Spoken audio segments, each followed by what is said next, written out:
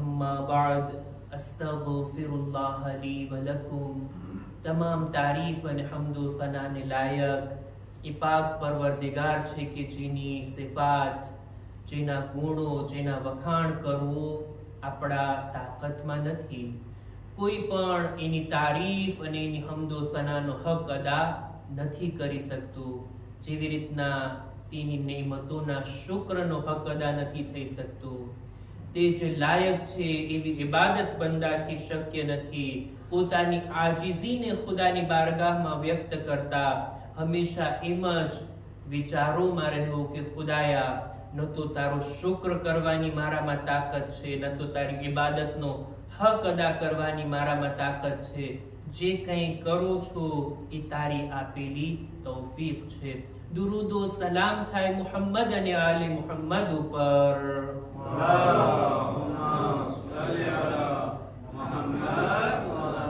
કે ખુદાએ તેઓને આપણી હિદાયત માટે એવા પાકો પાકીઝા, બેઐબ અને દરેક બુરાઈઓથી દૂર રાખીને આપણી તરફ મોકલ્યા છે, જેથી જ તેમના કલામ પણ આપણા માટે હુજ્જત અને તેમની સીરત પણ આપણા માટે નમૂને અમલ છે।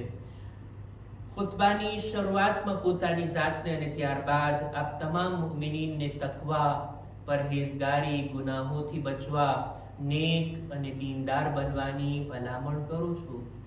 ખુતબે જુમાની અંદર જેવી રીતના આપ જાણો છો કે આપણે નહજુલ બલાગાને તમારી સમક્ષ બયાન કરતા આવ્યા છીએ।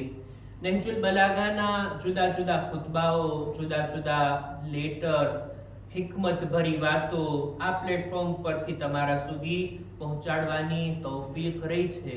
आजे पण नहजुल बलागानो एक खुतबो शरू करवा मांगू छो के एना एक एक पेरेग्राफ इंशाअल्लाह अमुक खुतबाओ सुधी चालशे।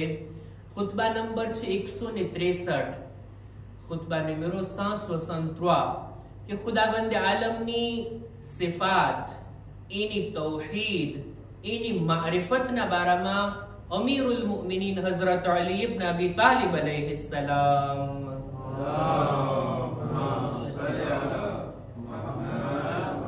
मौला अली बयान करे छे कि खुदानी हम्दो सना, खुदानी सिफात, खुदाना अफआल इने अपनी सामे राखे छे, जेथी अपनी मारिफतमां वधारो थाय। जो खुदानी जात एवी जात छे ने कि जेने આપણે સમજી નથી શકતા। खुदा केवो छे, खुदानी जात केवी छे, केवी रीतना छे, आવું બધું આપણા દિલો દિમાગમાં આવી જ નથી શકતું। આપણા અંદર એટલી કેપેસિટી નથી। એટલે જ ઈ રસ્તો કે જેના જરિયાથી આપણે અલ્લાહની મારિફત મેળવી શકીએ ને, ખુદાને ઓળખી શકીએ ને, ઈ છે અલ્લાહની સિફાત। એની જાતની અંદર વિચાર કરવાની મનાઈ છે, પણ એના સિફાત, એના ગુણો, એની ક્વોલિટી, એના ઉપર બંદો જેટલો વિચાર કરશે ને એટલી ખુદાની મારિફત એના દિલમાં વધારે થશે। અલ્લાહની સિફાત પણ અલગ અલગ રીતના જુદી જુદી તકસીમ થાય। સિફાતે સુબૂતિયા છે, સિફાતે સલબિયા છે, સિફાતે જલાલ અને સિફાતે જમાલ। અને એવી જ રીતના અમુક છે સિફાતે જાત અને અમુક છે સિફાતે ફેલ। આ રીતના ઇલ્મે કલામમાં ખુદાની સિફાતના બારામાં વિસ્તારથી વિગતવાર ચર્ચા થતી હોય, પણ હવે ઇલ્મે કલામ પઢવાનો ન તો પબ્લિકને ટાઈમ છે, ન તો ઉલમાને બયાન કરવાનો કંઈ મૂકો। આપણે આવીએ મૌલા અલીની જબાનથી ખુદાની મારિફતને મેળવવાની કોશિશ કરીએ। मौला अली केवी रीतना आपणे खुदानी ओळखाण करावे छे, खुदाना सिफात केवी रीतना आपणी सामे बयान करे छे, जेथी अलीनी जबानथी આપણે खुदा સુધી પહોંચી શકીએ અને खुदानी मारिफत हासिल કરી શકીએ। એ હેતુસર આ ખુતબાને આજથી શરૂ કરું છું। ખુતબા નંબર 163 નહજુલ બલાગામાં શરૂઆત આ રીતના થાય છે। અલ્હમ્દુલિલ્લાહ ખાલિકિલ ઇબાદ وساطح المهاد ومسيل الوهاد ومخصب النجاد।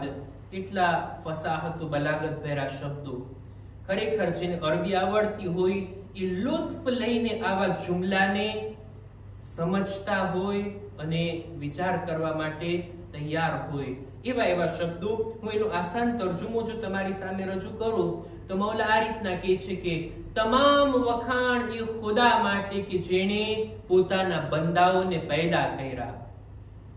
મૌલા એમ નથી કહેતા કે ઇન્સાનોને પેદા કર્યા, નહીં, ફક્ત ઇન્સાન જ અલ્લાહના બંદા નથી, ફરિશ્તાઓ પણ અલ્લાહના બંદા છે ને, જિન્નાત પણ અલ્લાહના બંદા છે. અને કાયનાતમાં એવી કેટલી મખલુકાત છે જે બધા અલ્લાહની બંદગી કરે છે ને ઇબાદત કરે છે.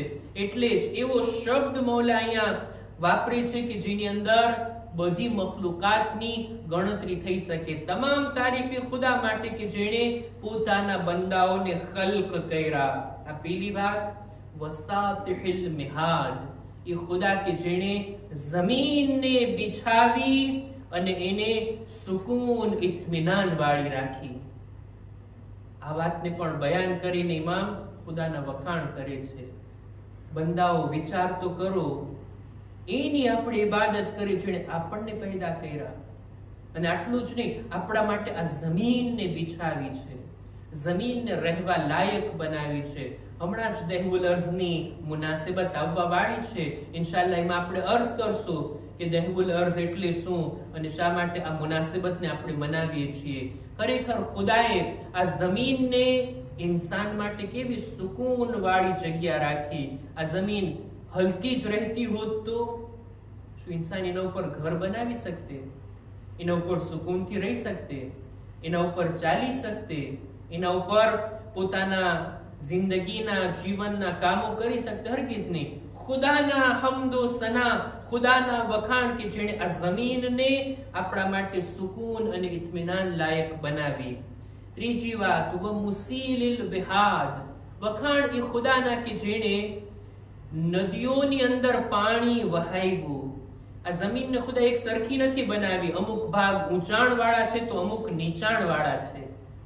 અને ઈ રાખવાની પણ હિકમત કે જેથી પાણી વહી શકે, નદીઓ અને ઝરણાઓ આગળ વધી શકે. આ પણ ખુદાના કામોમાંથી એક કામ છે કે જેણે નદીઓને વહાવી છે. લૈસા વ મુખસિબિન નિજાદ, અને આટલું જ નહીં, ખુદાએ જમીન ઉપર, જમીનની બુલંદીઓ ઉપર પણ હરિયાળી રાખી છે, ઝાડ, ફૂલ અને લીલોતરી ઉગાડી છે. આ પણ ખુદાના કામોમાંથી એક કામ છે. મૌલા આ જુમલાઓની અંદર અલ્લાહના કામોને, સિફાતે ફિલને બયાન કરે છે. અને એવી વાતો કે જે આપણે બધા આસાનીથી સમજી શકીએ. કોઈ પણ ઇન્સાનની સામે આ વાતને બયાન કરવામાં આવે સમજી શકે.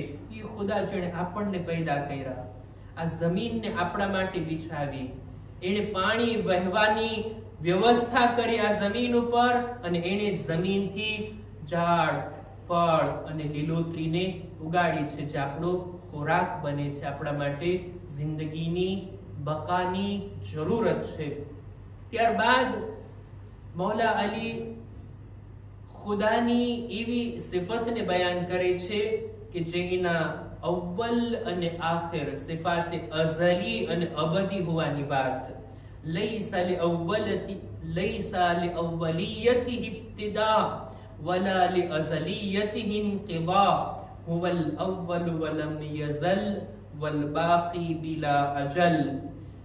ખુદાની ઝાત એ છે ને કે જેના બારામાં આ રીતનો સવાલ પૂછવું ગલત છે કે ખુદા ક્યારથી હતો.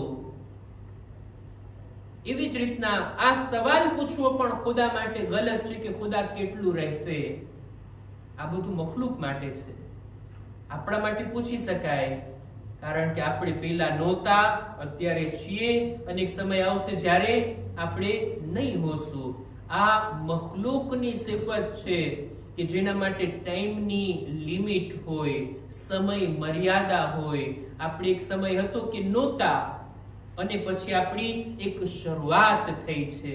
આપણે હવે એક્ઝિસ્ટે થઈએ છીએ, હવે આપણું વજૂદ છે, એક શરૂઆત છે ને આપણી. ખુદાના બારામાં શરૂઆત ના પૂછી શકાય, એને જ કહેવાય અઝલ. ખુદા પહેલેથી હતું, એની શરૂઆતની ઘડી કોઈ નથી. એવો પહેલો છે કે જેની કોઈ શરૂઆત નથી, અને એવો બાકી રહેવા વાળો છે કે જેની કોઈ લિમિટ નથી, કોઈ અંત નથી આવવાનો.